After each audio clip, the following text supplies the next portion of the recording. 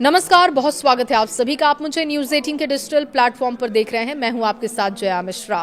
पश्चिम Asia में हालात लगातार बिगड़ते जा रहे हैं। एक तरफ इजरायल और हिजबुल्लाह के बीच सीज फायर कागजों तक सीमित नजर आ रहा है, तो दूसरी तरफ ईरान ने भी हॉर्मुज स्ट्रेट को लेकर नए सख्त संकेत दे दिए हैं। ईरान अमेरिका में शांति कराने के लिए पाकिस्तानी गृह मंत्री मोहसिन नकवी भी ईरान पहुंचे। साथ में ईरानी मीडिया लोगों को AK-47 बंदूक चलाने की ट्रेनिंग दे रहा है।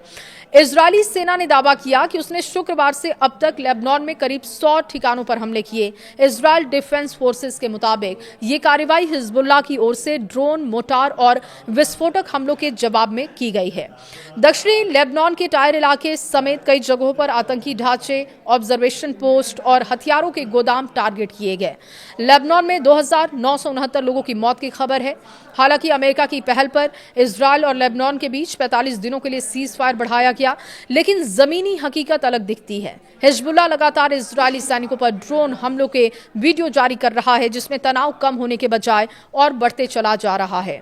लेबनान के स्वास्थ्य मंत्रालय के अनुसार 2 मार्च से शुरू हुई इस नई लड़ाई में अब तक 2969 लोगों की मौत हो चुकी है। 9000 से ज्यादा लोग जख्मी हैं।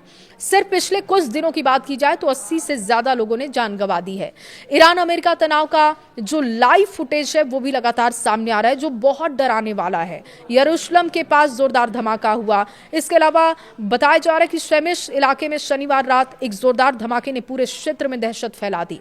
धमाका एक टेस्टिंग ग्राउंड पर हुआ, जो कि इजरायल की सरकारी रक्षा कंपनी से जुड़ा बताया गया। सोशल मीडिया पर वायरल वीडियो में आग का बड़ा गोला दिखा।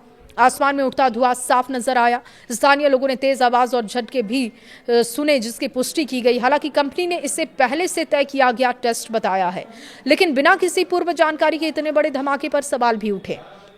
खाड़ी देशों को कड़ी चेतावनी है। ईरान की सुप्रीम लीडर के सलाहकार मोहम्मद मोखबर ने कुवैत और UAE को सख्त चेतावनी दी और उनका कहना है कि इन देशों ने अपनी जमीन ईरान के दुश्मनों के इस्तेमाल के लिए खोल दी। मोखबर ने कहा कि ईरान ने अब तक संयम दिखाया, लेकिन ये हमेशा नहीं चलेगा। उन्होंने ये भी दावा किया कि हालिया हमलों में ईरान ने पूरी ताकत का इस्तेमाल नहीं किया और आगे हालात बदल सकते हैं। अमेरिका की सख्ती भी जारी है। US सेंट्रल कमांड ने बताया कि हॉर्मुज स्ट्रेट में चल रही नाकेबंदी के चलते अब तक 78 जहाजों की वापसी हो चुकी है। ये कदम ईरान पर दबाव बनाने की रणनीति का हिस्सा माना जा रहा है। ईरान का हॉर्मुज में नया प्लान भी सामने आ चुका है और इसी बीच ईरान में हॉर्मुज स्ट्रेट को लेकर बड़ा कदम उठाने के संकेत हैं। संसद की राष्ट्रीय सुरक्षा समिति के प्रमुख इब्राहिम अजीजी ने कहा कि ईरान ने एक नया ट्रैफिक मैनेजमेंट सिस्टम तैयार किया है, जिसके तहत अब जहाजों की आवाजाही नियंत्रित की जाएगी। अजीजी के मुताबिक इस सिस्टम का फायदा सिर्फ उन्हीं जहाजों को मिलेगा जो ईरान के साथ सहयोग करेंगे। अमेरिका के प्रोटेक्ट फ्रीडम से जुड़े जहाजों को इस रूट से गुजरने की अनुमति नहीं दी जाएगी। साथ ही कुछ सेवाओं के लिए फीस भी लिया जाएगा।